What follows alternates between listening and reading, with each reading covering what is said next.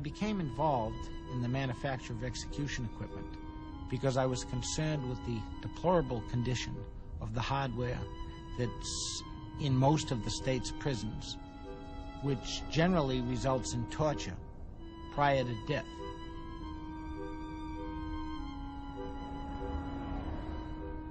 A number of years ago, I was asked by a state to look at their electric chair. I was surprised at the condition of the equipment, and I indicated to them what changes should be made to bring the equipment up to the point of doing a humane execution.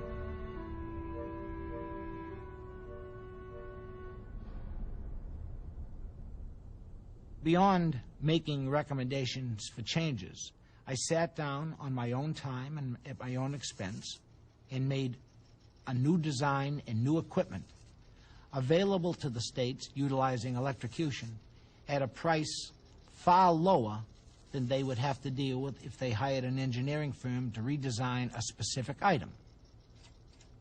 The equipment is all standardized. It all meets the current electrical requirements for electrocution. And the pricing is such that it's similar to what you'd pay for an off-the-shelf item, even though it's made up. They essentially pay for the parts, the labor, and the installation, and a 20% markup, which is more than fair.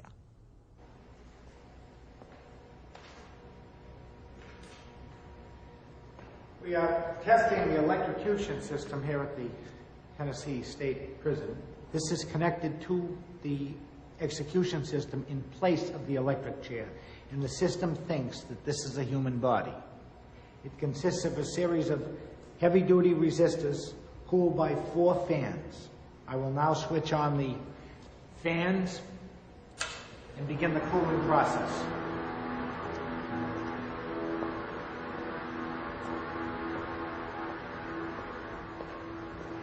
We then proceed to the power supply, and we turn on the main circuit breaker. As you can see, the voltage has increased to 2,640 volts. We begin the test at the control console for the electric chair. We turn the fail-safe system onto operation. Power up, computer on. Then I push the button for operation.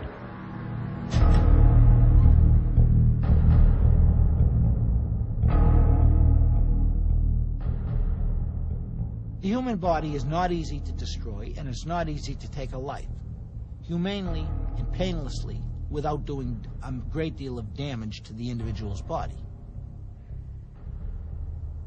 Excess current cooks the tissue. There have been occasions where a great amount of current has been applied, and the meat actually will come off the executee's body like the meat coming off a cooked chicken.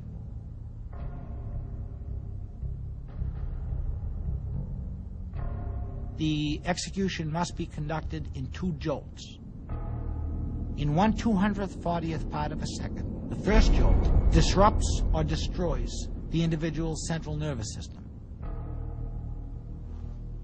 Current is then applied for a time approaching 1 minute. The adrenaline is being driven out into the bloodstream. The second jolt now seizes the pacemaker a second time. There's now no adrenaline left to restart the pacemaker. The person is dead. If the voltage does not exceed 2,000 volts throughout the execution, the individual's pacemaker is not permanently seized.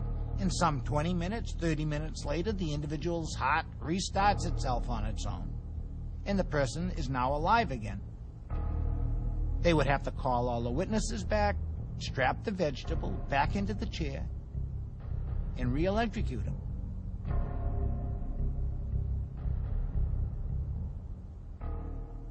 There's no difference in a life support system and an execution system. The system has to function flawlessly for the time period that it's operating.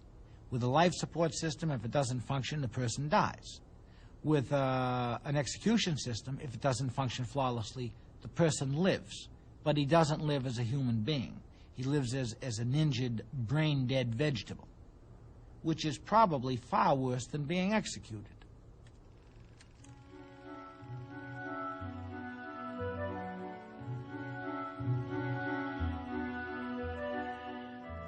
My father worked in the Massachusetts correctional system.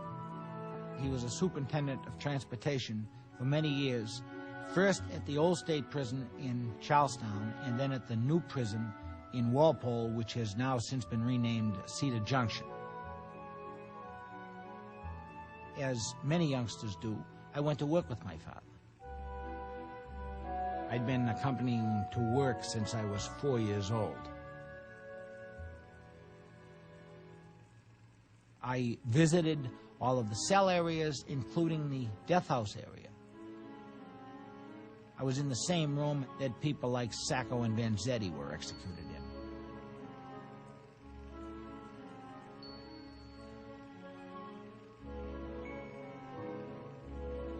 I learned a number of things from the inmates that normally would be illegal, but have proved very useful to me in my later life. Things like picking locks and cracking safes, and I learned all kinds of strange things as a youngster.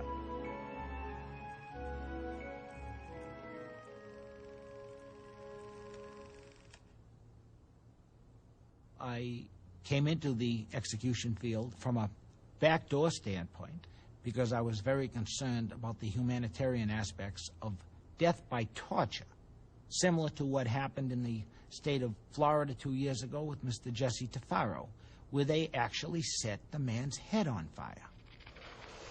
Once the chair broke in half in the state of New York, and the individual lay writhing on the floor of the death chamber, crying for 35 or 40 minutes while the carpenters repaired the chair. They burnt the transformer up, and fortunately, due to the quick thinking of the prison electrician, they had some cable, and they ran wires over the prison wall and tapped into the outside power line without the consent of the power company, but there was no objection at a later time. They had one execution where the transformer caught on fire and blew up, and it occurred in such a sequence that all it did was knock the individual unconscious. He came out of it with no apparent brain damage, no problem. 6 months later, they repaired the electric chair, and they did successfully execute him. But, I mean, he was very lucky. He was hit with a full jolt of electricity. The equipment blew up, burned up, and he walked away from it without any damage, not even a burn. And one by one, I determined that this state's equipment was not functional, this state's equipment was not functional, and then suddenly, one day I said, none of the equipment is functional. Many of the electric chairs were built by inmates and electricians who had no idea of what they were building. They took a picture of another state's electric chair and they made something that looked like it.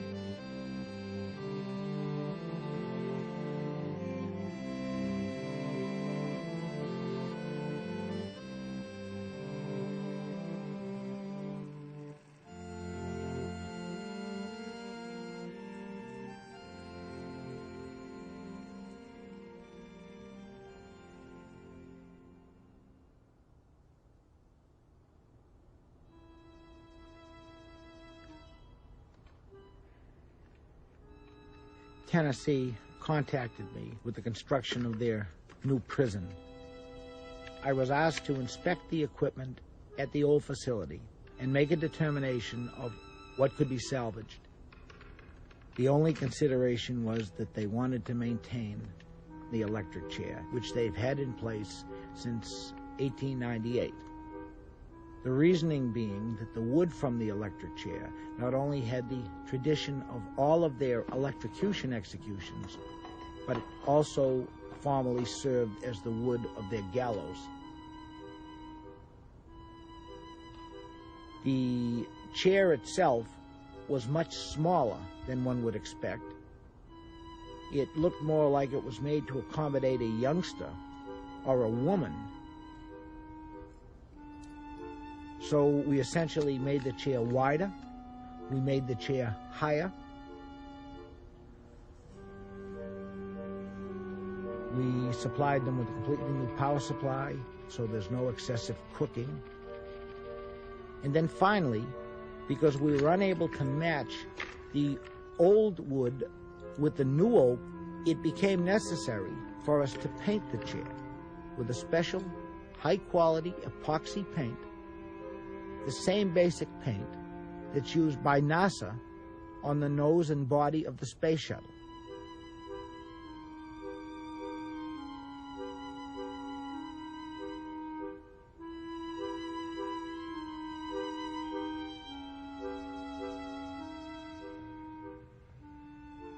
That was back in '89, I believe it was. At that time, I was still in school. I just remember coming home. What is this big box in the front yard? Well, it's an electric chair.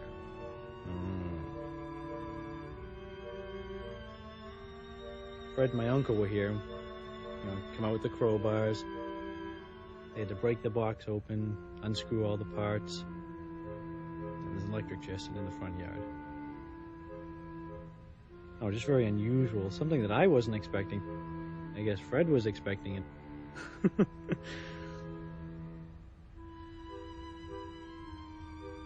It's very difficult getting up and down those stairs with a couple 100-pound piece of oak chair. Well, of course, before we even brought it inside, had to have Fred sit down and it strapped him in. I said no thanks.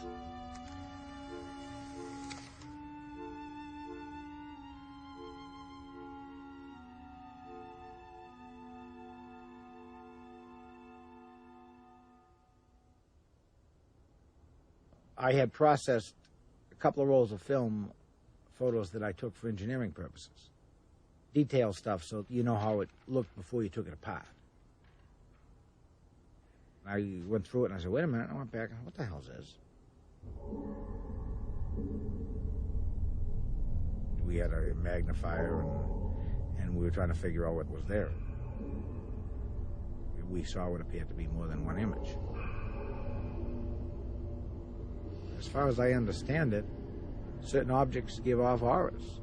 And some objects that have been exposed to high-intensity electromagnetic fields absorb some of that energy and would give off an aura. I don't know what we photographed. We don't know if we photographed an entity. I mean, we don't know what's there. It may still reside in the parts that are in Tennessee. But when I tore the chair apart, maybe it was freed. I don't know. That's assuming there was something there to start with.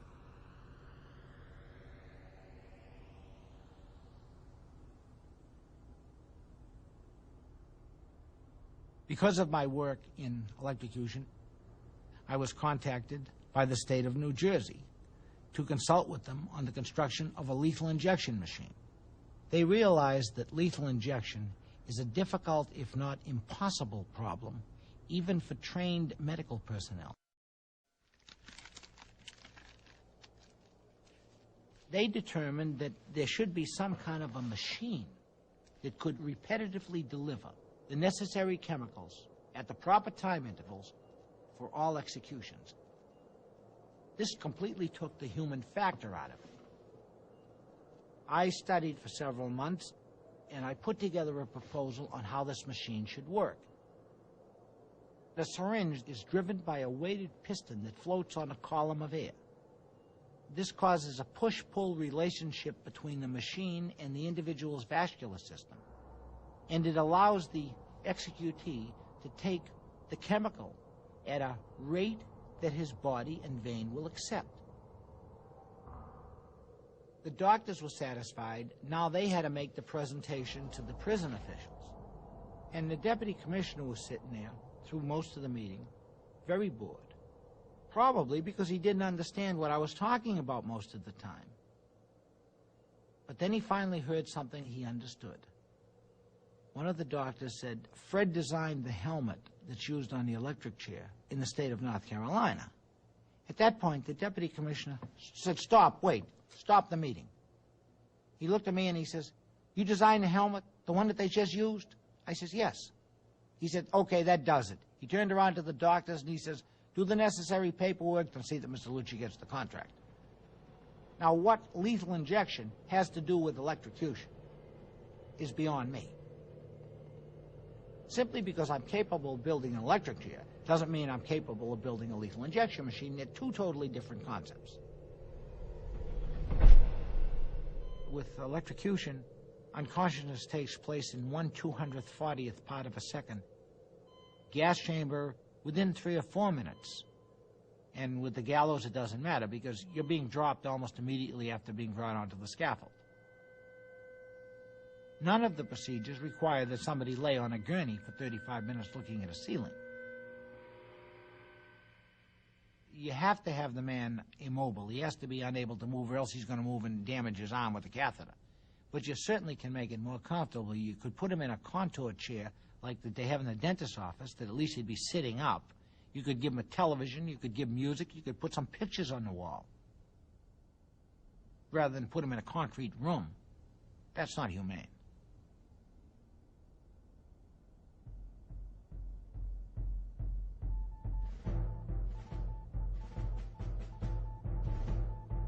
Essentially, the states talk with each other.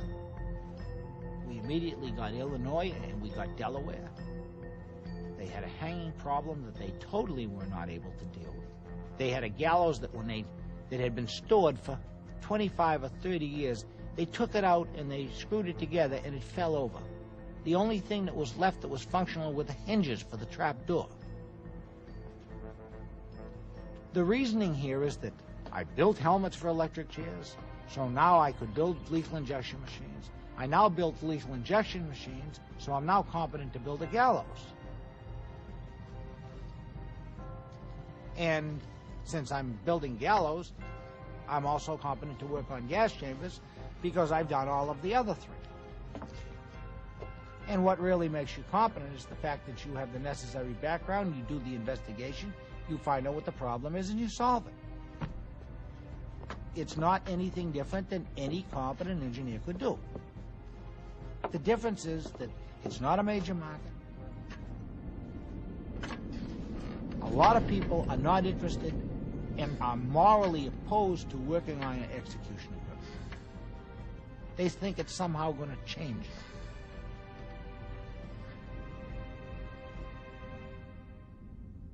As you've probably guessed by now, I am a proponent of capital punishment. I'm certainly not a proponent of capital torture. We must always remember, and we must never forget, the fact that the person being executed is a human being.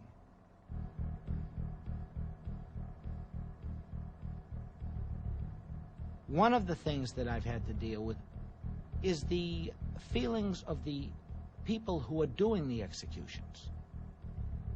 The guards that work with the execution equipment are generally the same guards that have dealt with that inmate for the last 5, 10, 15, and sometimes 20 years while the man was on death row.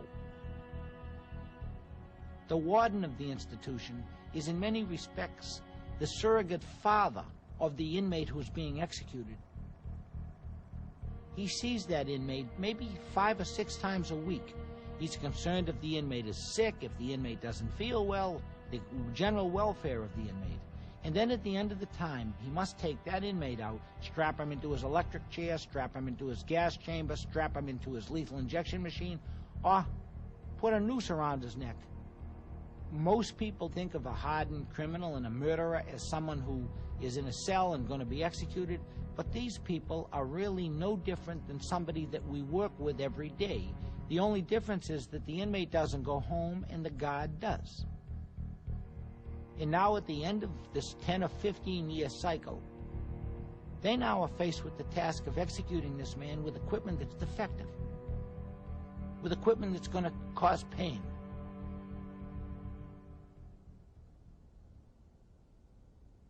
Even with a good execution, you get some burning at the electrodes. It's a very distasteful thing for the guard who has to unstrap the inmate from the electric chair after the execution. Normally, if we think of a belt with holes in it and the pin that goes through the holes, that guard has to then compress all the flesh and everything on the body. It's oozing because it's been cooked. He has to get the body fluids on his hands. With the equipment we designed, all of the straps are instant release. They're the same as the safety belts in your car. You hit a button and the strap opens. Another thing that we do is that our electric chair contains a drip pan. All executees during the execution lose control of their bodily functions. They urinate and defecate in their pants on the chair. This normally winds up on the chair and on the floor directly beneath the chair. This is a disgusting thing when it occurs. It's a very inhumane thing to allow a person who's being executed, a human being, and who should be afforded the greatest dignity of all because he's losing his life. It's a disgusting and a degrading thing to allow him to defecate and, quite frankly, piss on the floor. Additionally, the urine, when it hits the floor, and I think everybody knows that urine is highly conductive, it's normally mopped up. If there's a second execution or a third execution, and this sometimes occurs where they have more than one execution at the same time, the guards in the death house now have to work and stand on a floor that's dampened and wet with this highly conductive urine. And fortunately, there's never been an accident, but it's quite possible for the urine to conduct the electricity and shock a guard. And nobody should have to place his life in jeopardy because an execution is being conducted.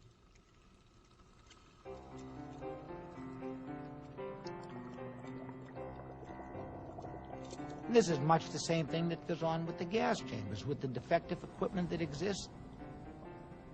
Every time there's a gas execution, it's an accident waiting to happen. There is a major danger of leakage. And I honestly believe and I wish that those remaining few states that are utilizing gas would do away with the gas chamber and go to lethal injection or some other procedure which wouldn't place in danger the lives of witnesses and prison officials who have to be at that execution to see that the execution conforms with the law. Being familiar with all of the four systems that we use, I would much rather be electrocuted, providing you were going to electrocute me on the system that's in Tennessee. I don't want to be electrocuted in Virginia. I don't want to be electrocuted in Florida. I don't want to be electrocuted in Alabama. I don't want to be Mr. DeFaro, or I don't want to have my eyeballs blown across the room. I'd like the execution procedure to go smoothly. I have often been asked, generally by some type of adverse party, whether I sleep at night or how well I sleep at night. And my answer is always the same. I sleep very well at night. And I sleep with the comforting thought of knowing that those persons that are being executed, with my equipment, that these people have a better chance of having a painless, more humane, and dignified execution.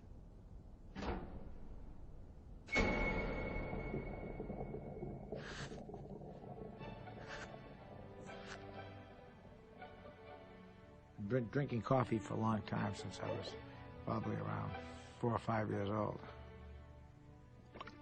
Yes, still true, I love coffee. I think it's running through my veins.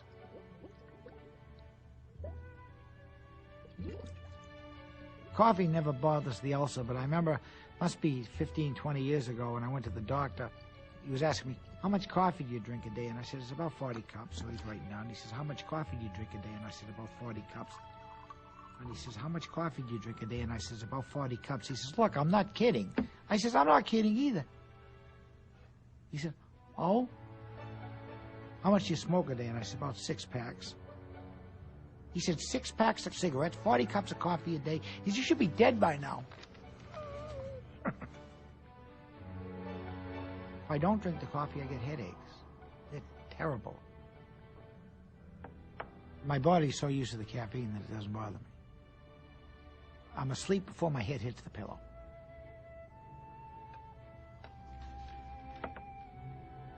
Somewhere along the line, she just appeared.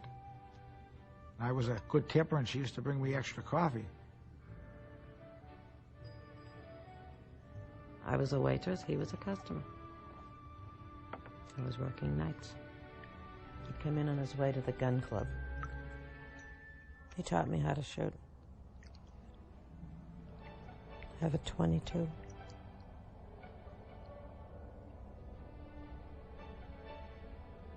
This guy, Joe, asked me if I knew what Fred did for a living. I said no, and he said he kills people. And that kind of surprised me until he explained exactly what he did. Which wasn't that he killed people, but he made things that killed people. He was having problems at home with his mother, and she wasn't talking to him, and we just got married.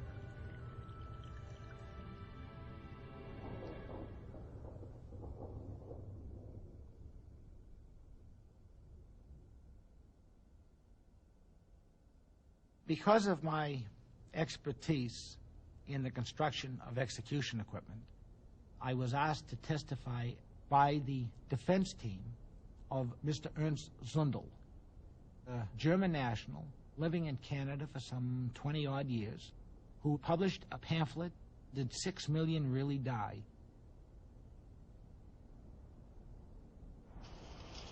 As in most of his public appearances, Ernst Zundel arrived at court surrounded by supporters wearing hard hats. They are bodyguards for a man who says the Holocaust is a myth and who's prepared to argue that before a judge and jury. Zundel is charged under a rarely used section of the criminal code, that he published statements he knew were false, statements that could cause racial intolerance. 45 years of undetermined hatred is enough. The Holocaust is nothing but undetermined hate propaganda posing as history. And I, with the help of my friends from around the world, Jews and Gentiles, am going to finish the Second World War. I guarantee you.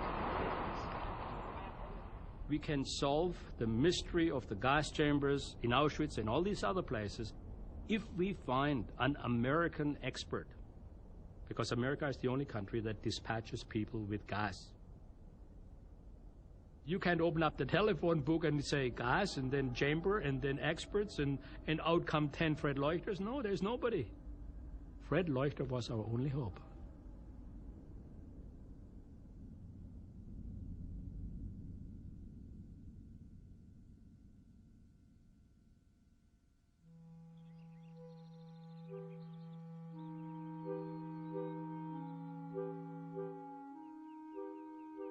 We were married for less than a month when we went. Although she doesn't like to hear it, I normally tell her that was her honeymoon. That's not a particularly good place to go for honeymoon, Poland. Every American, it would have done them good to visit there, and then they would have appreciated what we've got here.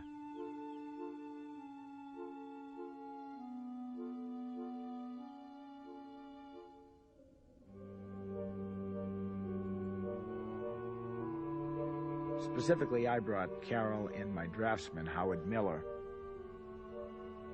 Sent with us from Canada was a cinematographer who videotaped everything we did, and a translator who's fluent both in German and particularly in Polish. We were small, but we had everything we needed.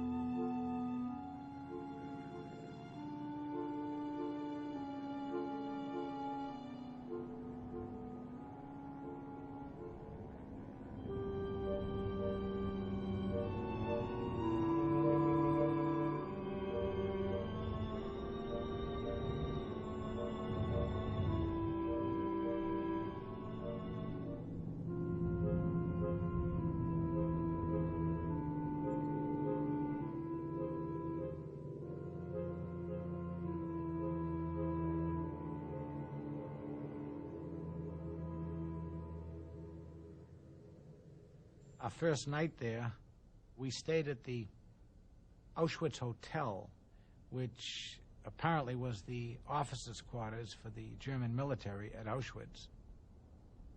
They had a cafeteria-style dining area, and our first meal there was starch soup.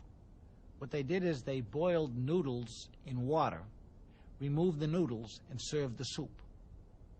It was terrible. And unfortunately, I received a double portion because when I wasn't looking, my wife dumped hers into my dish. Good morning. My name is Fred Leuchter. I'm an engineer from Boston in the United States. And I'm here this snowy morning here at Auschwitz in Poland. The date is February 28th. It's approximately 10:30 a.m. And I'm here to examine this alleged gas chamber. Some people feel it was an air raid shelter. Other people feel that it was simply a morgue. And then there are those that feel the structure functioned as a gas chamber for sending people on their way to their death.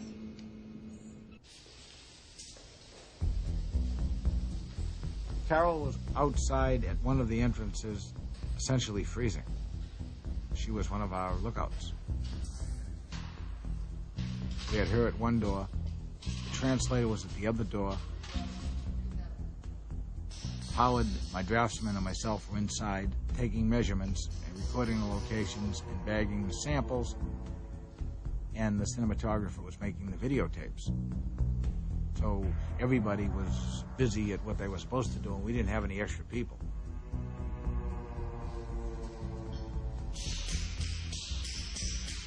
We made paint scrapings and chiseled plaster from locations that are not immediately noticeable, but still were proper locations for condensation of cyanide gas.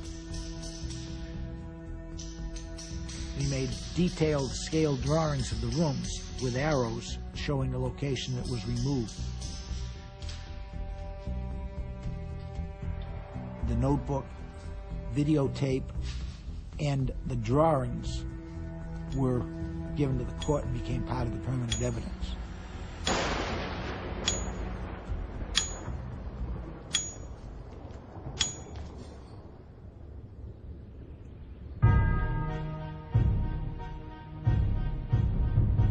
Zundel is on trial for publishing false history, for publishing books of Holocaust denial. He needs to prove that what others see as false history is true history.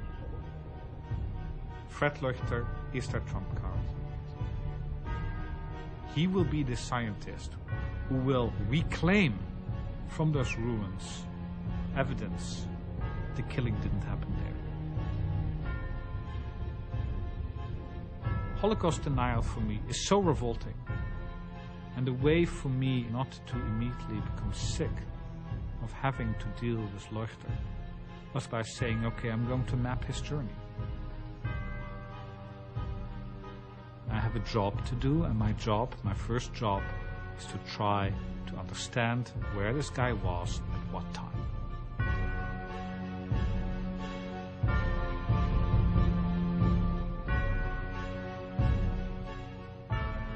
Take that tape and to record every camera angle, where it was, what piece of wall they were looking at, where he took his samples. It was important to be able to follow that trail very, very precisely. I wanted to see how he had done it.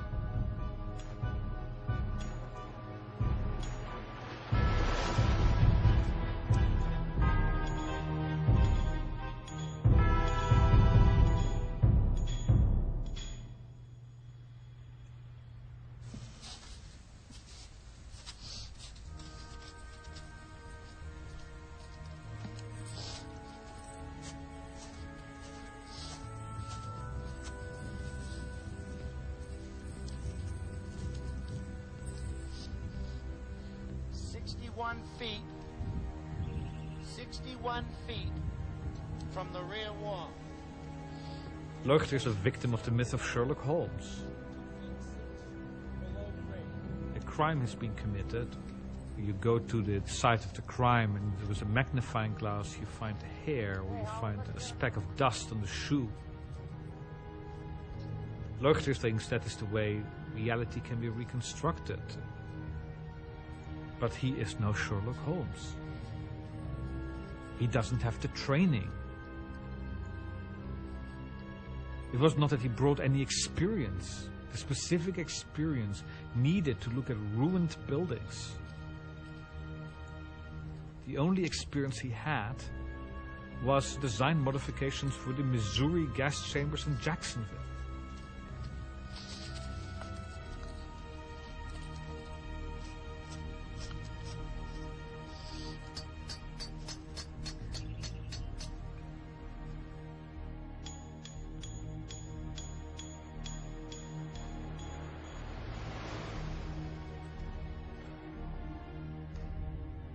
Birkenau, I never went in.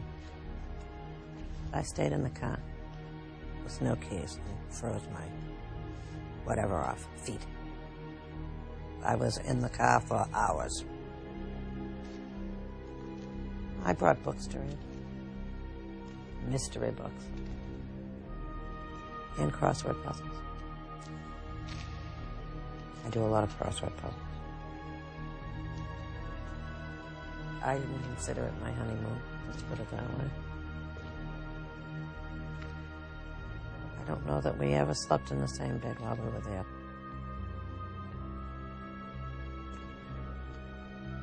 I try to forget about going there.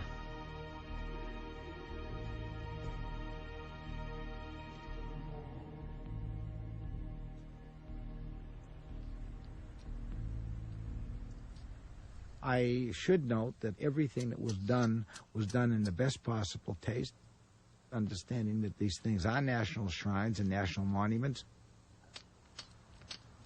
The only thing that was a little bit harrowing or frightening is that I didn't want to get caught.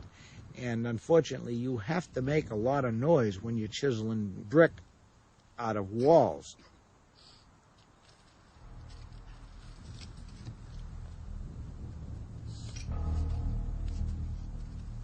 Auschwitz is like the Holy of Holies. I prepared years to go there.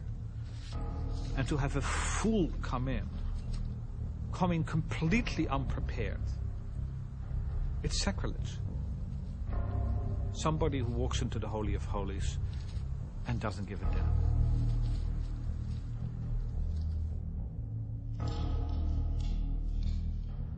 I expected to see facilities that could have been used as gas chambers. I expected to see areas that were explosion-proof. I expected to see areas that were leak-proof. There have to be holes in walls or areas where they had exhaust fans and pipes. There has to be something to remove the gas after it's been put into the room. There has to be some kind of device to heat the chalk pellets and sublimate the gas to get it to go into the air. These things didn't exist.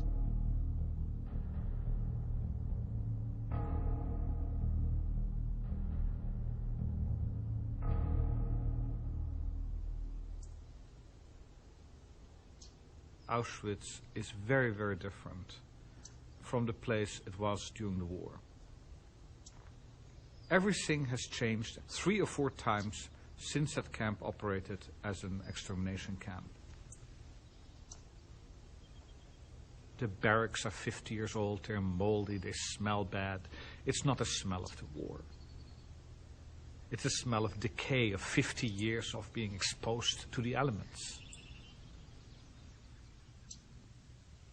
There's no way that when you go to the crematoria, you really can understand what it was to be later as a victim, to have to undress and be let in the gas chamber. But when you're in the building archive, it is possible to reimagine what the place was like during the war.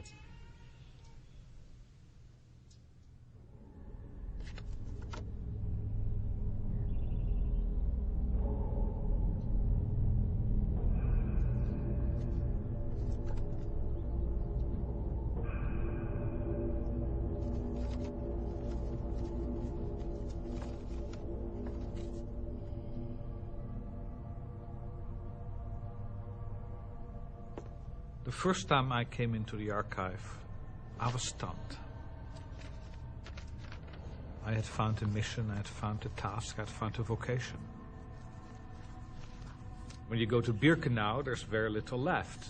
And to suddenly have in that room that concentration of evidence, there's just a tactile reality, incredible texture, the texture of making that camp.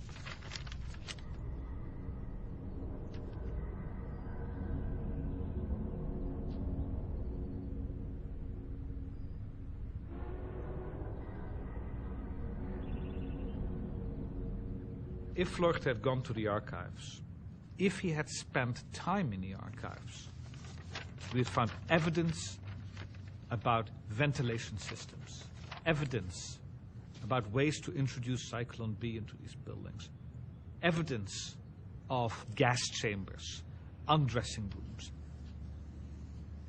But then, of course, I don't think he knows German, so it wouldn't have helped very much.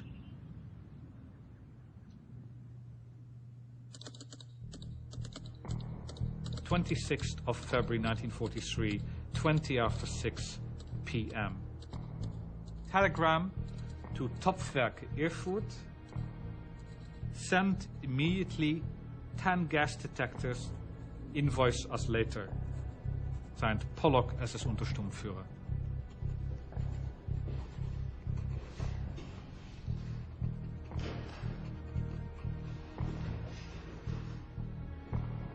Auschwitz, 6 March 1943. Subject: Crematoria 2 and 3. In accordance with your suggestion, cellar 1 should be preheated. At the same time, we would ask you to send an additional quotation for the air extraction installation in the undressing room. SS Sturmbannführer Bischof.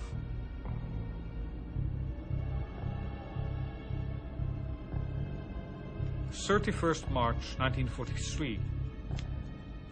3 gas-tight doors have been completed. We remind you of an additional order for the gas door for the crematorium 3. This must be made with a spy hole with double 8mm glass. This order is particularly urgent. Signed, SS Major Bischof.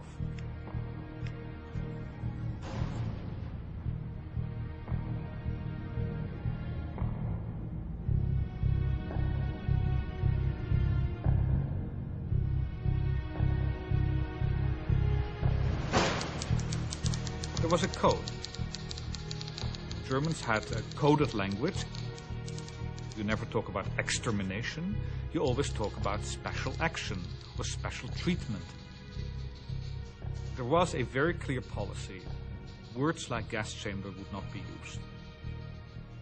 The letter of Bischof of the 29th of January is a kind of exception in this, because it is a letter which is written by a person who manages the whole operation and who himself had established a policy that you would never use the word gas chamber.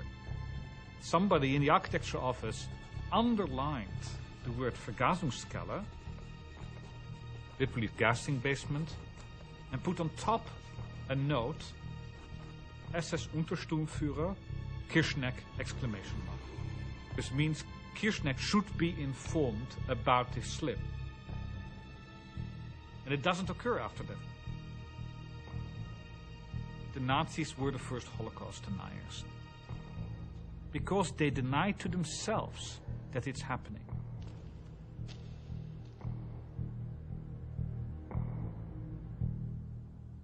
When my doubt about the Holocaust first came to me, it took me 2.5 years, and I was like a reforming alcoholic. I was like one yo-yo, back and forth, belief, not belief, maybe belief, false belief, true belief. Fred was able to purge his own mind within a matter of a week. That's amazing to me. So I said, Fred, what convinced you? He said, Ernst, it wasn't what I found. It was what I didn't find that blew me away. It never, ever occurred to me that a man could be convinced by something that is not there. That's what Fred said.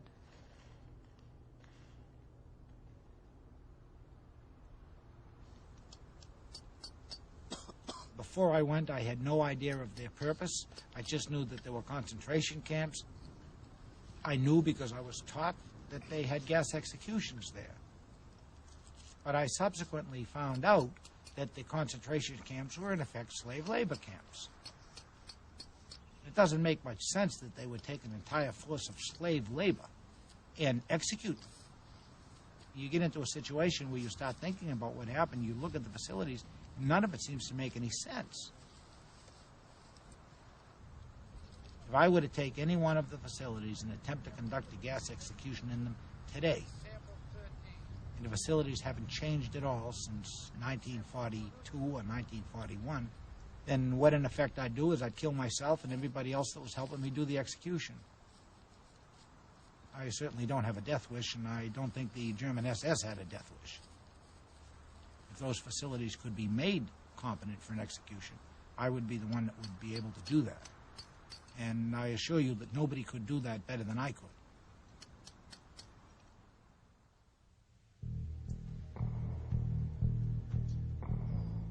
Leuchter has said a number of times that the place was untouched. Just open your eyes. You realize that this is utter nonsense. Virtually every brick, which was located in 1944 in one place, has been relocated to another place. Where are all the bricks of the crematorium? It's an interesting question. There's some mountain of bricks in Crematorium 5, but for the rest there are no bricks. I think I know where they are.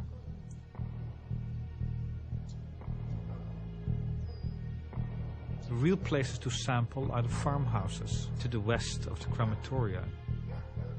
The farmhouses where people are living, children are playing, dogs are barking. These were rebuilt after the war, as bricks of the crematoria. This site has been turned inside out. What was inside the camp is now outside the camp. And inside you have a big void.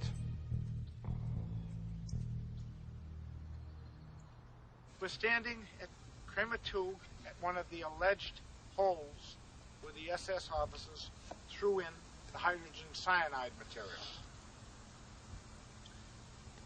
As you can see, it's a rough cut opening with metal reinforcing rods. I'm about to descend to a hole in the roof in the gas chamber at Crema 2 to retrieve samples from below the structure. I was saying to myself, Fred, you really want to go down in there. It came with the territory, so I had to go down in the hole. Excellent.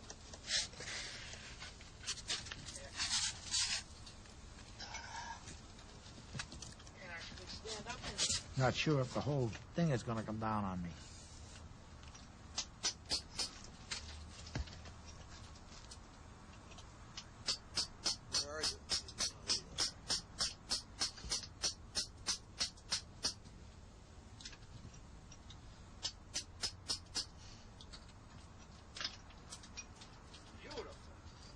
beautiful piece of a roof.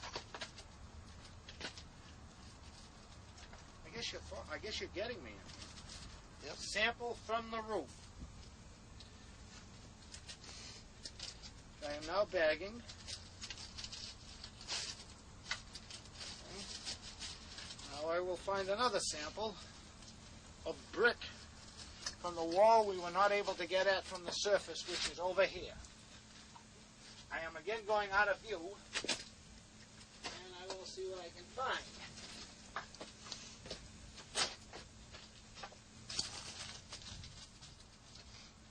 It was cold, it was wet, it was kind of spooky.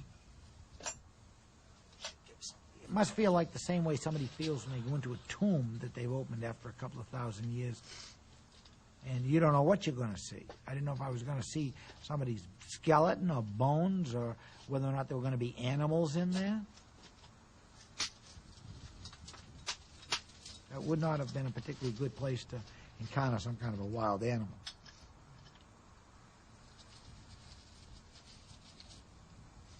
I have a sample of the concrete from the alleged pillar that carried this hydrocyanic acid into the chamber. It would be nice if I could obtain a floor sample, which I will seek in the lowest spot.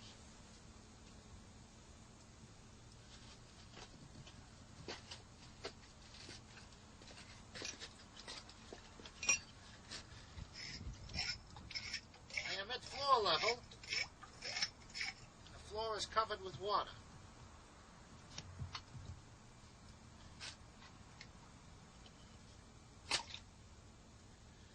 I will obtain some of the material from the bottom of the sediment from the bottom, which should contain residual cyanate.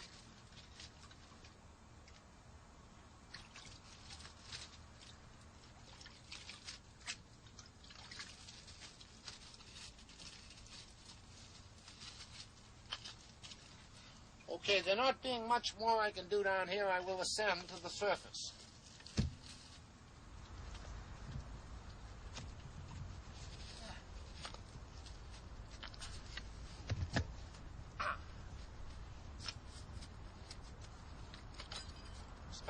Okay, let's go slightly back.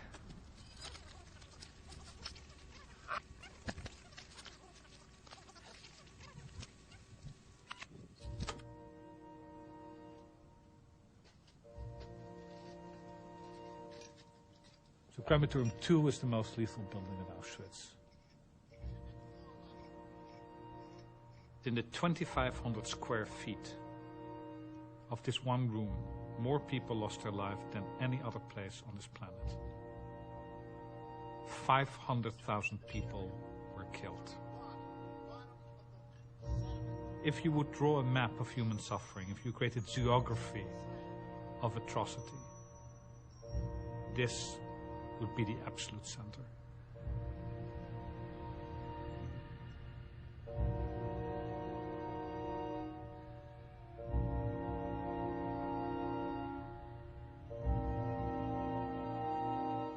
Every year, remains of human beings are found.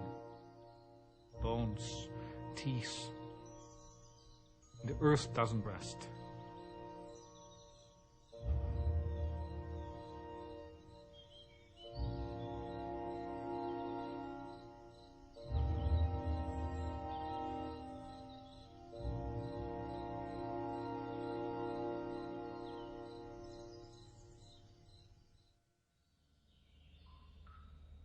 What happened in all of these facilities is undoubtedly a mystery.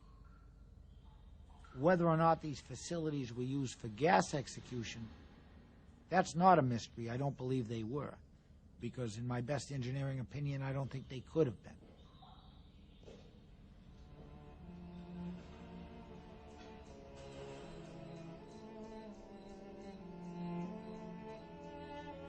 It's a tough job to execute several hundred people at once.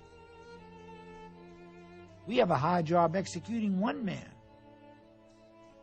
I think it'd be easier to shoot them or hang them. I probably could do a reasonably good job by building a multiple gallows and hanging 50 people at once.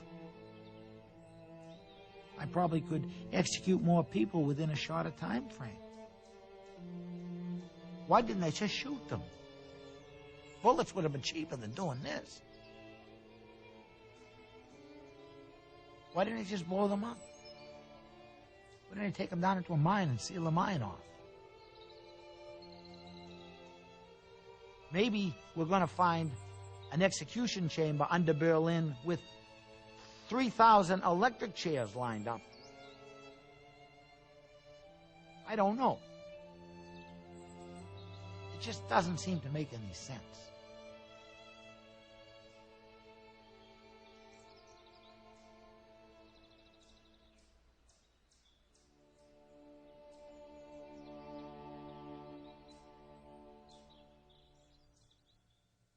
I had a couple of heavy bags of samples, which we mixed with our dirty linen, dirty underwear, and all sorts of things because we figured the customs people would not be willing to go through our dirty laundry. If in the event we got caught, we did have a contingency plan. I had maps of Austria, Czechoslovakia, and East Germany, and we would have made some kind of a ground flight across one of those countries to either get to Austria or to West Germany.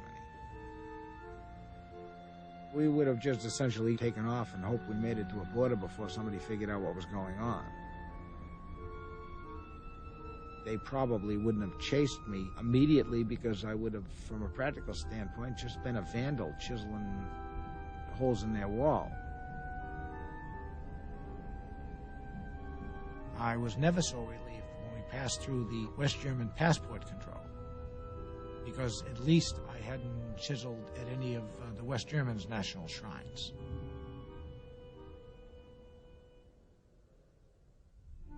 All of the forensic samples that I took were brought back to the United States and sent to a lab here in Massachusetts that was highly recommended.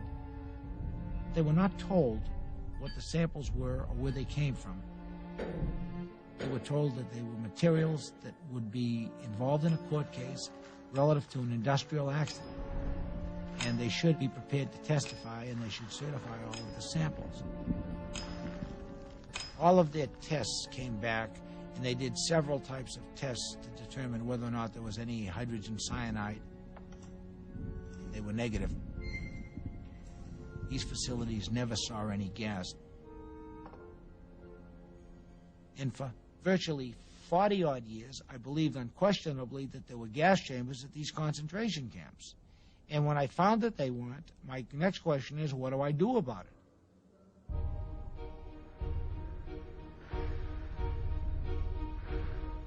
I completed my report, and I testified at the trial.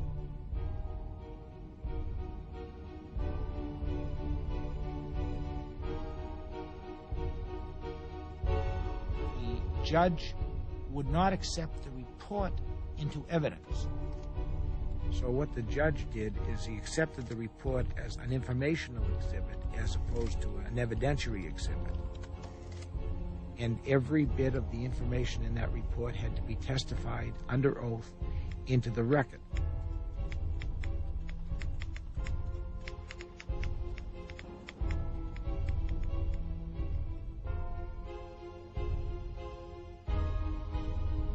My publishing imprint in England, Focal Point Publications, we published the Leuchter report.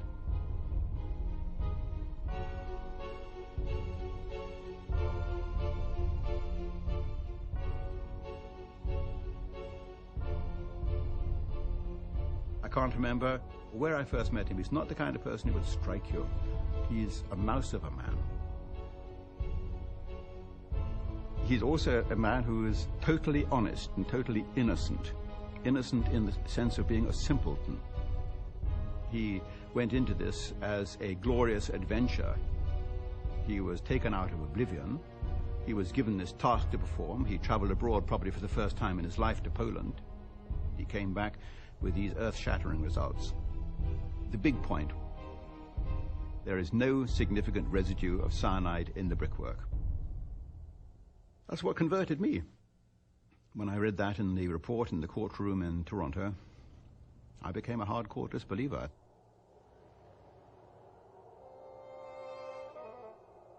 On April the 20th, 1988, Adolf Hitler's birthday.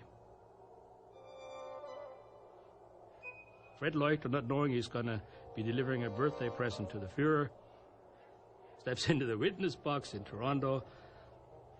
Devastation reigns all around.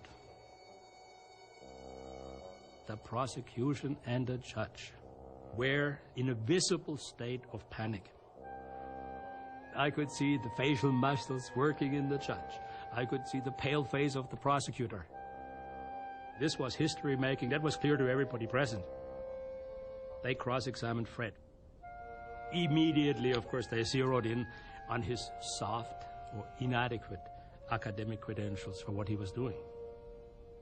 The judge made a decision that could have been very dangerous to us, in that he said, the samples by themselves are worthless unless the defense can bring the man who did the testing.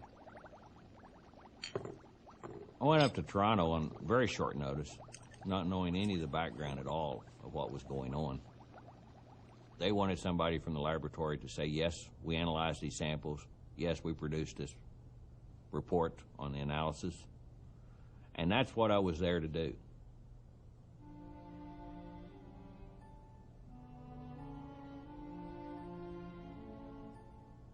I don't think the Leuchter results have any meaning.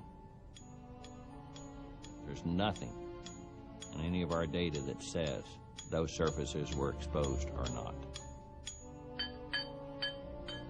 Even after I got off the stand, I didn't know where the samples came from. I didn't know which samples were which. It was only at lunch that I found out really what the case involved. Hindsight being 20/20, the test was not the correct one to have been used for the analysis.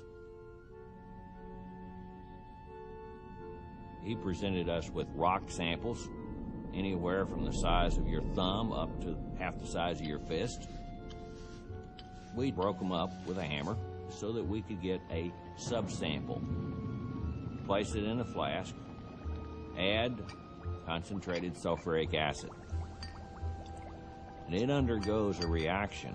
It produces a red-colored solution. It is the intensity of this red color that we can relate with cyanide concentration.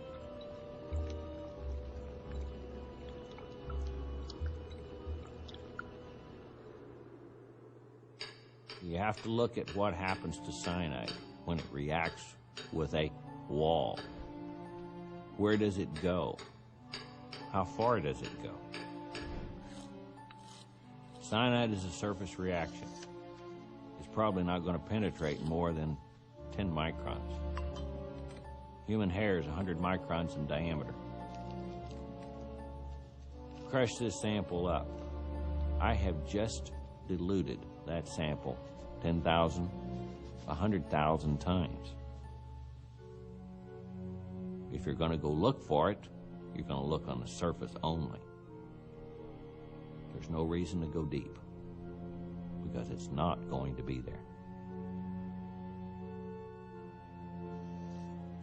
Which was the exposed surface? I didn't even have any idea. That's like analyzing paint on the wall by analyzing the timber that's behind it. If they go in with blinders on, they will see what they want to see. What was he really trying to do? What was he trying to prove?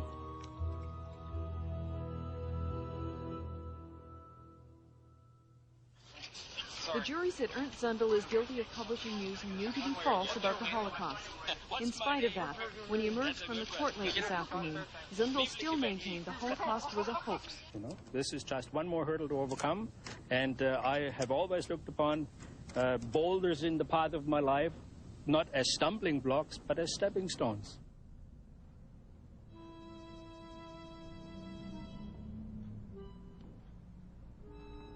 On my return from Canada, I went about my work and business as I normally did.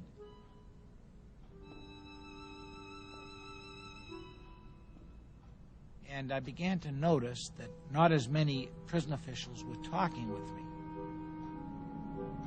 Orders weren't coming in as expected. The wardens and commissioners were receiving very heavy pressure from Jewish groups.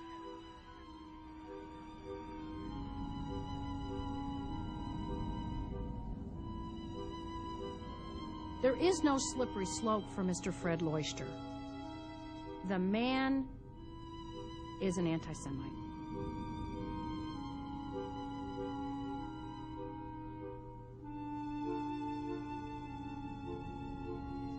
there are hate mongers in this country, and he's one of them. He handed over his entire life and reputation to the cause of spreading hatred. He didn't stop. He kept on going. He could have gotten out any time. You know, what kind of man is he? And why is he doing this? And what kind of reflection is this upon our community?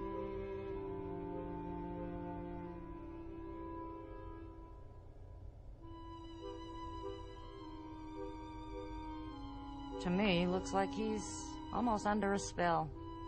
And I think he is. He's under his own spell. He truly believed what he was doing was right. I testified in Canada for two reasons. First, the trial was an issue of freedom of speech and freedom of belief. As an American, one who supports the Bill of Rights, I believe that Mr. Zundel has the right to believe and say what he chooses. I have this right in the United States. Secondly, Mr. Zundel was not on trial for misdemeanor. This was a major felony. He could have faced up to 25 years in prison for printing a document stating that there were no gas chambers at Auschwitz. I believe that any man, no matter what he's done, has a right to a fair trial and the best possible defense that he can muster. I, unfortunately, was the only expert in the world who could provide that defense. There was no one else.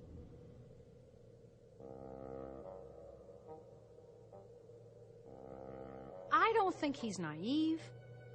I think he was empowered by being part of this group. Who is this guy? The bottom line here is you got a guy who basically made a deal with the devil.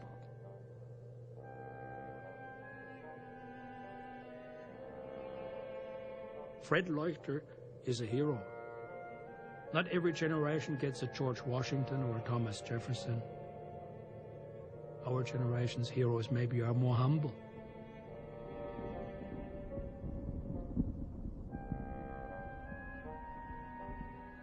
Fred got involved in this and wanted to play this game.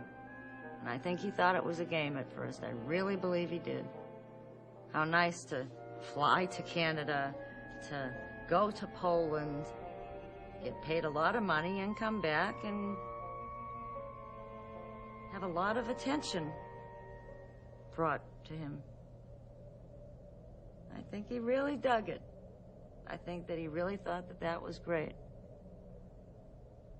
I pity him.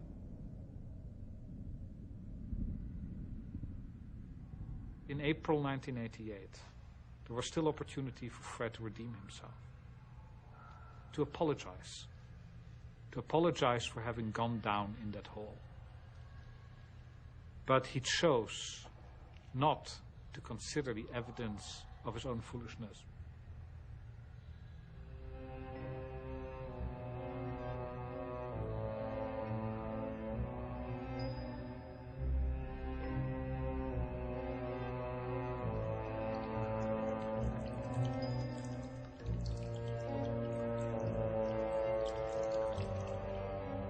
Holocaust denial is a story about vanity. Is a way to get in the limelight, to be noticed, to be someone, maybe to be loved. I have a sympathy as to Fred, who is lost in Auschwitz, because I think he's lost. But not anymore with the Fred who appears on these conferences.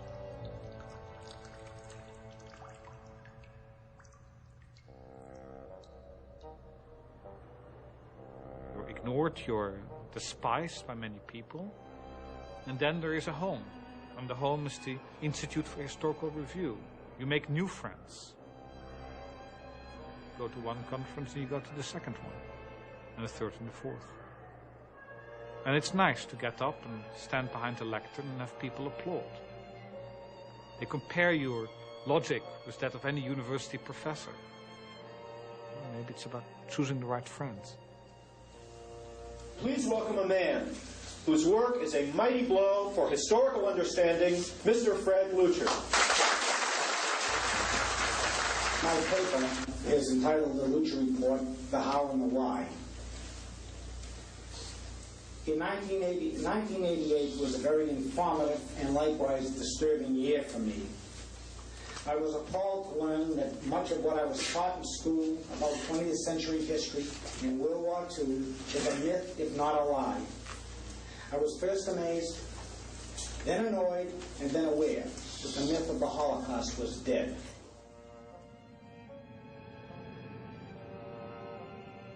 Fred Leuchter put blinders on himself. He sat through all of those speeches and neo-Nazi rallies in Europe as he heard Jews vilified. Whether he belonged to a group beforehand has no relevance. He joined and he took part for many, many years. I think Fred Leuchter, when he was called upon, became one of them. I did this, but because of what I have seen, I have a compelling urge and perhaps responsibility to countless generations who come after me. A responsibility to the truth. Yeah, yeah.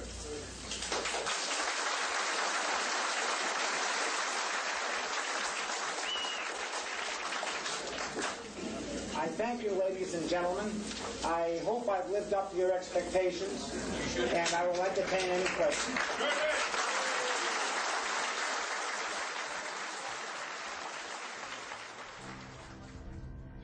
The Leuchter report, about 500,000 circulate in Germany. There have been translations. A Leuchter edition appeared in Russian, in Latvia, in Hungary, in Spanish. The Leuchter report is out there in dozens of languages, and I would dare say in millions of copies. We will not go down in history as being a nation of genocidal maniacs. We will not. We can, with historical truth, detoxify a poisoned planet. Holocaust Survivors and Friends has asked the Massachusetts Board of Registration of Engineers to investigate whether Leuchter is properly credentialed. Last week, the board's chief investigator told us that Leuchter is not certified as an engineer in Massachusetts. And if he's working or soliciting business here, he could be liable for criminal charges. I have no question that it's a conspiracy. They even pressured the engineering board here in Massachusetts into bringing a criminal complaint against me for practicing engineering without being registered. Less than 10% of the engineers in the state are licensed or registered. But I'm the only one that was ever prosecuted for practicing without a license. Did Christ have a diploma in Christianity? Did Marx have a diploma in Marxism? Did Adolf Hitler have a diploma in National Socialism? No, they did not. But they knew one hell of a lot about their field. I have a half of a lethal injection machine, which belongs to the state of Delaware. We had a contract to repair the lethal injection machine and to repair their gallows and write their protocol for hanging. I was told that the Deputy Attorney General, Fred Silverman, would not allow me to complete the contract.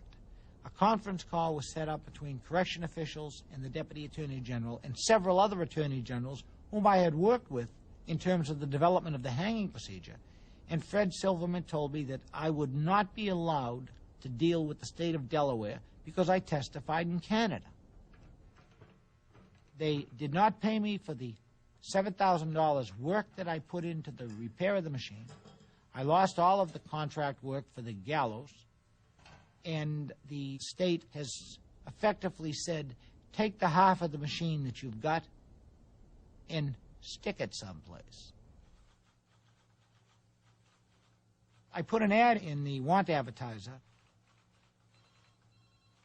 the second week that the ad was running. Someone saw the ad, determined that the instrument shouldn't be sold because I was the one that was selling it. Subsequently, there was write-ups in both major Boston newspapers, and pressure was again applied to the district attorney's office and the attorney general's office to prosecute me for selling the machine. And it was necessary for the attorney general's office to explain in the newspaper that it is not illegal to sell a lethal injection machine to anybody. Delaware turned out to be a major problem, but I still have their machine. And anybody who's interested in buying half a lethal injection machine can contact me, and it's available for the cost of the repairs. I went a lot of places that I probably wouldn't have gone, but basically, it was a nightmare. He had a job offer in California. He thought I was going with him. I told him that he could give his speeches, he could do whatever he wanted, but I would not be there. And I told him I went to a lawyer.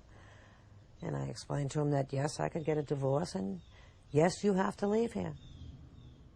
I don't want you here. And he hemmed and hawed and whatever, but he left like a week later. When he left, he took his phone. The other phone was being shut off.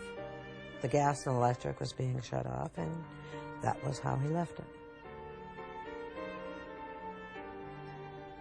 If I never saw him again, that'd be fine.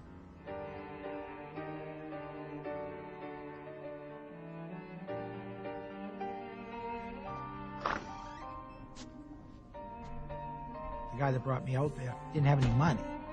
And he wound up with everybody suing him and all kinds of stuff. So I said, well, you know, I'm not getting anywhere. I was locked out of my hotel room 3 times. Kind of tough when they take your car away and they drop you off on the freeway. And you're looking around trying to figure out how the hell you get back to your apartment. Then you get back to your apartment and you find out you got this supersized doorknob on your knob so you can't get the key in. And all your clothes and razors inside. I had a car taken away from me while I was driving it on the freeway. I had another car taken away in the garage. These are rental cars that had been assigned to me. It's pretty tough when you're out in the middle of nowhere, all by yourself.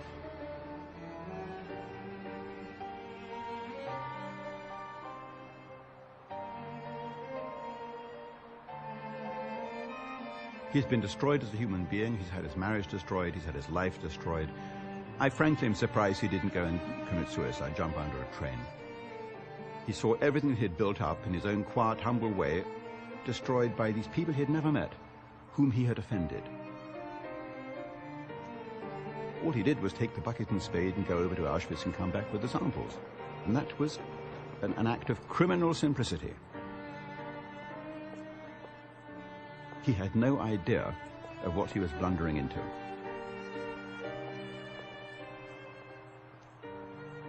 He wasn't putting his name on the line because he had no name. He came from nowhere and he went back to nowhere.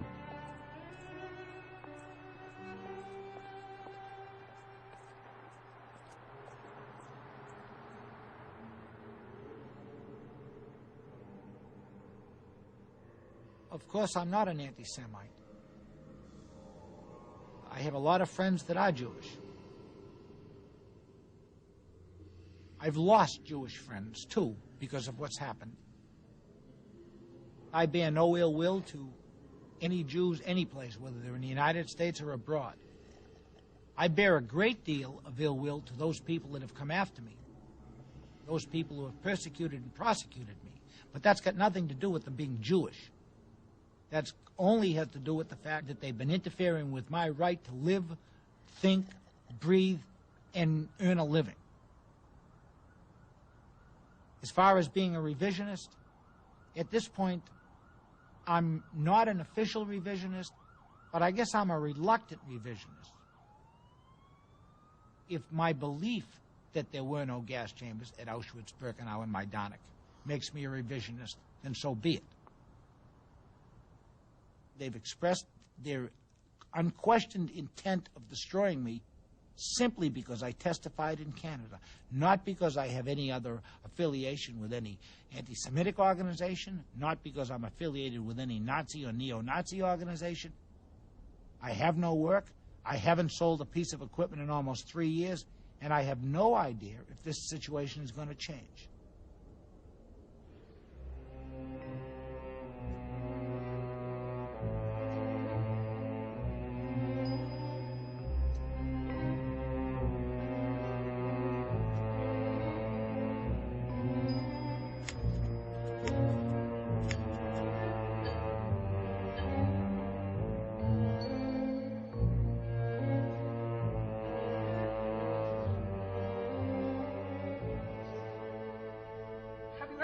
That you might be wrong, or do you think that you could make a mistake? No, I'm past that. When I attempted to turn those facilities into gas execution facilities and was unable to, I made a decision at that point that I wasn't wrong. And perhaps that's why I did it. At least it cleared my mind, so I know that I left no stone unturned. I did everything possible to substantiate and prove the existence of the gas chambers, and I was unable to.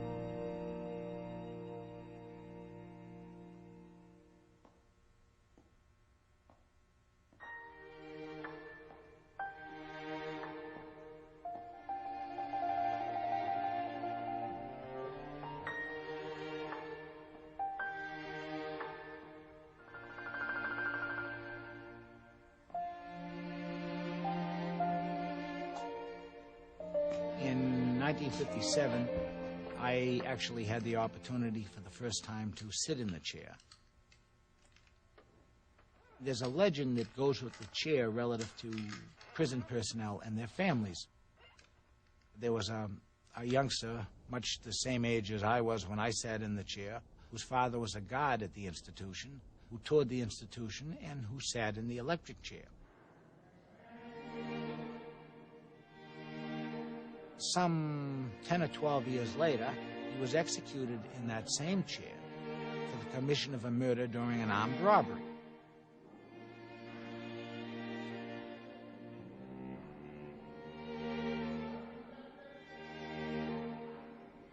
And so the legend grew that prison officials shouldn't allow their children to sit in the electric chair.